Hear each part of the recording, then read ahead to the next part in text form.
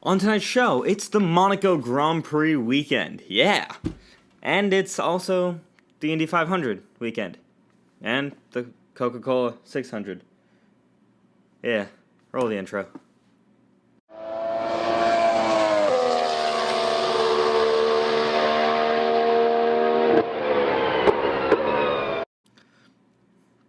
What is going on, guys, and welcome to the one day in May, or I guess one weekend in May, but the one day in May will be this Sunday, rhyming. It's very exciting, and if we're talking about the Formula One world, which we are here on Khosla on F1, well, it's the Monaco Grand Prix, the crown and jewel of the Formula One calendar. Yes, very exciting to watch cars drive in a straight line, single file throughout the track for 80 laps. Gotta love that. 2-hour race. Monaco's been under a lot of criticism recently that, the racing isn't good enough for it to be on the calendar. But then again, no tracks racing is good enough to be on the calendar, so let's be real. But I think, especially after Spain, and especially with the new Renault upgrades, we could see a very tasty Monaco Grand Prix, where it's no longer just a two-horse race. Today's show, thankfully, is very, very light. I would show you the first show we did, which I might remind you was a 45-minute show. Yeah, that had like a page and a half of notes. This has, like a quarter of a page of notes for today's show. So, I'm completely winging this. So, everything I say has not been prepared. It literally just says topics Monaco Grand Prix. And I do apologize if I do sound a little bit sick, because I am. So this show should be fun. It'll be super short, at least that's the goal. We're going to try and go for 10-15 minutes here. Though then again, I said that about the last show, so we'll see. Let's get right into it. And Monaco Grand Prix. Practice was on Thursday. Yes, Thursday, because in Monaco they want to open up the shops and all that on Friday. So they have the cars go around on Thursdays, which is an interesting thing because you have a day in between free practice and then, of course, free practice 3. So free practice 1 and 2 and free practice 3. We are still coming in with results from free practice 1 and 2, thank God. Otherwise, I would really have nothing to talk about here, would I? It's going to be tough on those weekends in between F1 races because we won't have testing on those weekends. But we'll get there when we get there.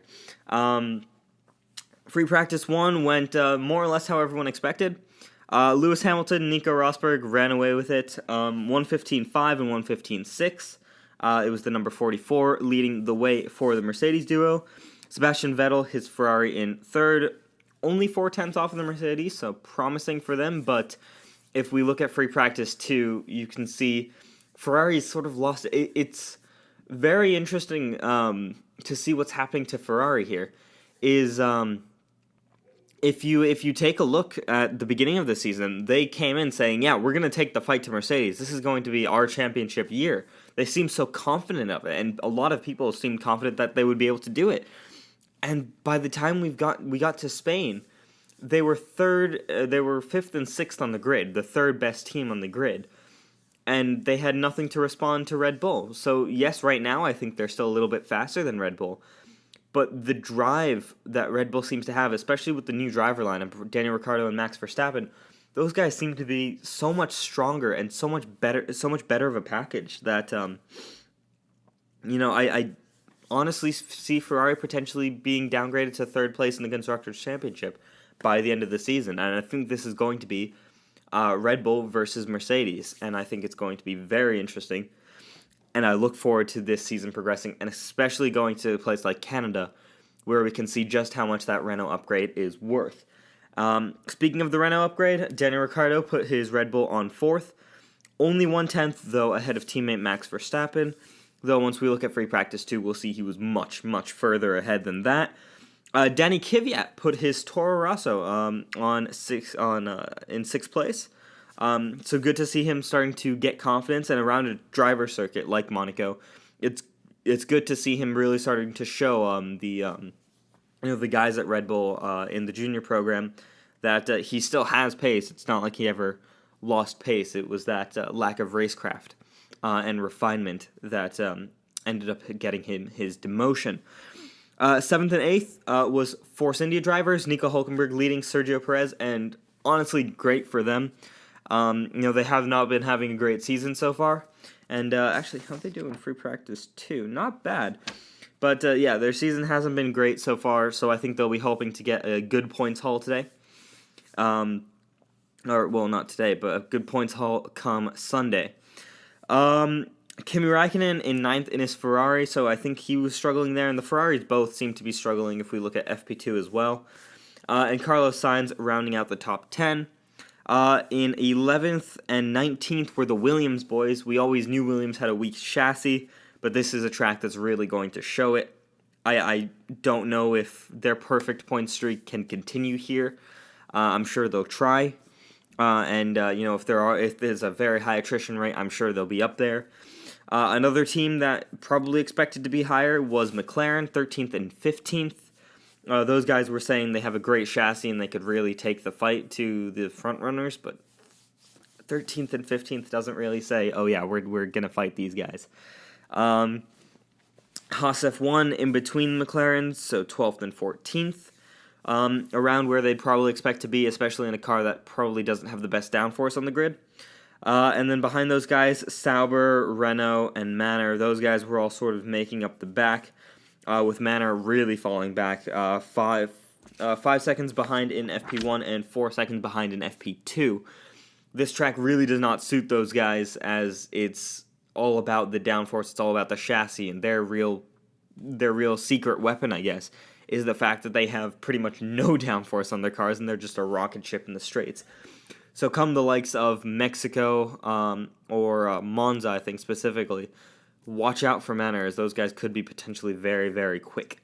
And I do hope they are. I really do. And I think the entire F1 community hopes that as well. FP2 saw the biggest surprise, Daniel Ricciardo, up top, and not by just a little bit, by 0.6 of a second. That's pretty insane. 40 laps, a 1:14.6.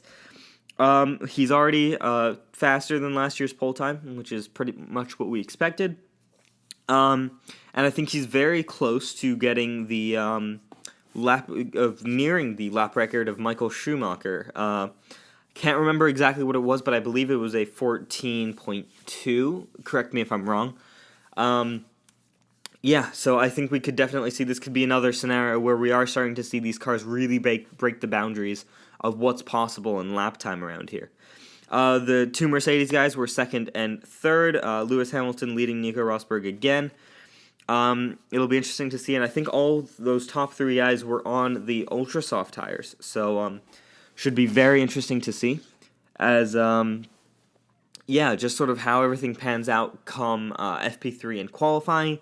Because if a Red Bull ends up on pole, I think that will seriously create a stir, and it could give us one of the best races we've had yet. Max Verstappen put his Red Bull on fourth, so that Red Bull chassis seems to be doing an amazing job. And again, credits to Adrian Newey. I think I've said this in every single show already, but Adrian Newey has done a fantastic job with that Red Bull car. And it's amazing to be up there. And Toro Rosso then, 5th and 6th, so those guys even beat Ferrari. Danny Kvyat leading Carlos Sainz by 1/10. Kimi Räikkönen then in 7th, and Sebastian Vettel in 9th. So again, Ferrari just falling back, and I don't know what's happening to those guys. But I'm not sure they have the strongest chassis. I think they are very similar to Haas, where the engine does so much of the work for them that the chassis maybe isn't as up to scratch. So the likes of Spain and Monaco will really show weaknesses in the team. Sergio Perez lined his Force India up in 8th. And Jenson Button snuck into the top 10 with his McLaren. Outside the top 10 was Nico Hulkenberg, Fernando Alonso, Esteban Gutierrez, the two Williams guys, 14th and 16th, again, not having a great day. Kevin Magnussen in his Renault, also not having a great day, as I believe he did crash out of the session, as did Jolyon Palmer, so not great for the Renault mechanics there. Rio Haryanto had a shunt as well. Felipe Massa had a shunt, but I believe that was FP1. Romain Grosjean had a spin, I believe, so a lot of chaos. There was also a drain cover incident, which has sort of sparked the whole closed cockpit argument again. So I think it was the downforce of Nico Rosberg's Mercedes tore out a manhole cover as he was going. Can't remember where exactly he was on track, but as he was going down, I believe it was a straight. And Jenson Button was right behind him, and the manhole cover just missed Button, but I believe gave him a puncture. And people were saying, had that manhole cover been just a little bit higher, maybe like a few inches higher, it could have hit him in the face, and we could have had another Felipe Massa Hungary 2009 incident. And let's face it, we really don't want that on our hands. And I think this really does go back to that closed cockpit argument, which we could talk about another time. As again, I am trying to keep the show short. But if I'm going to be honest, to me, closed cockpit is the future of Formula One. I know there are purists who say, "Oh, we need to keep we need to keep everything like it was back in the 1950s. You know, let's get rid of downforce. Let's have these cigarette box cars again and all that stuff." But it's at the end of the day, I think what matters most is the safety of the drivers more than anything else. And the fact that if there is some flying debris, there's pretty much almost a 0% chance that they could be killed or seriously injured.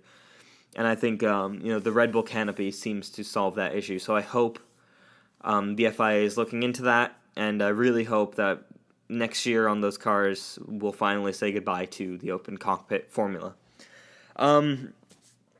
The rest of the order is pretty much as you'd expect. Manor at the bottom. I don't know if those guys will be able to challenge the front. But looking at these expectations for the weekend, as we probably round out the show here, expectations, I think what I want is to see Daniel Ricciardo win. But I think what is likely to happen is one of the Mercedes take the victory. It'll be interesting to see if the Mercedes guys turn up the wick, if they have more power in the engine, and I'm sure they do. If that'll help at all, though, because 0.6 is a huge gap between that Red Bull car and the Mercedes, and I think the Red Bull definitely has the best chassis on the grid. I think no one will really argue that. So I'd like to see Daniel Ricciardo, and I think he could get pole, but I'm not sure if he'll be able to win. I think the Mercedes driver who lines up in second could very well take this win. I think Nico Rosberg has a good run here, but I think Lewis Hamilton will really want to be ending this streak of Nico Rosberg. 4 wins in a row. 4 wins in a row, but then that DNF, or was it 3? It was 4. Sorry about that. But then the DNF, obviously, in Spain, but also 3 wins in a row in Monaco. So he'll be wanting to put an end to that. And Max Verstappen might also want to get in there. He said he wanted a podium coming out of this weekend, so again, potentially, if it's high attrition this race, we could see that. I think those guys will be really fighting for the top. I don't see Ferrari really taking the fight to either Mercedes or Red Bull. I think it's between those two teams. So qualifying, I think Red Bull might just sneak out on one-lap pace. Over the race, it'll be interesting to see. Obviously, Monaco is very hard to overtake around, so if Daniel Ricciardo plays everything right, and if Red Bull don't screw up his strategy, we could see Daniel Ricciardo win for the first time since Belgium 2014, which will be so nice to see, especially for me. I'm a big fan of him, and I think when Fernando Alonso leaves the sport, that's going to be the main guy I support. I think that's pretty much the show for today. Again, a very short show. I do apologize that we don't have more, but I hope you did like this shorter format. And as we keep going, I will start to sort of streamline the processes. Just realized we did this in one take. There was no really outtakes and no pauses in between these takes. So this should also make my life a lot easier in the editing stage. So thank you, me, for doing that. I'm really looking forward to the race, and I will see you guys on Sunday when I do a post-race review, and we will hopefully be talking about how Fernando Alonso won the Monaco Grand Prix. From 15th on the grid, probably. We'll see how things pan out. and hopefully we have a good race. I think we've had what, 4 out of the 5 races this season have been I think 7+ rating, 7 out of 10 that is. So hopefully Monaco can make that 5 out of 6, and I think on that note, it is time to go. So remember to like this video if you liked it, and subscribe if you'd like to see some more videos. I really hope to keep doing these, and I do apologize once again for the lack of preparation in this video if it was that noticeable. Other than that, I will see you all Sunday. Thank you for watching.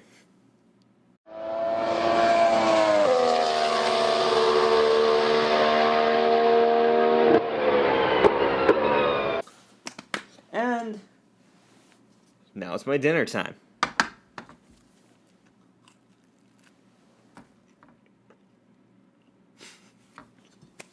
Alright, night guys.